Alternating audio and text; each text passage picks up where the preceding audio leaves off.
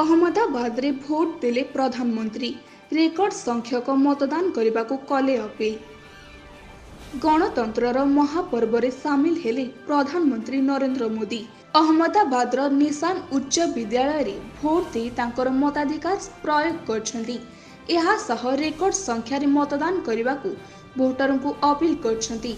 एतद व्यतीत गृह मंत्री अमित शाह, कांग्रेस नेता सुशील कुमार शिंदे, महाराष्ट्र उपमुख्यमंत्री अजित पवार तांको परिवार सह भोट देछंती। सूचना अनुसार तृतीय पर्याय लोकसभा निर्वाचन जारी रही।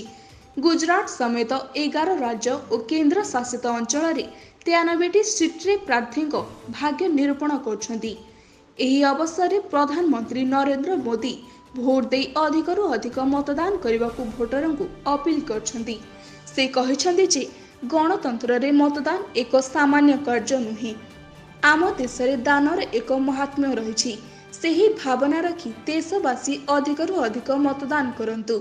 आज तृतीय पर्याय मतदान एवं 3 सप्ताह आहुरी मतदान जारी रहिबो। Bureau report, star Odisha news.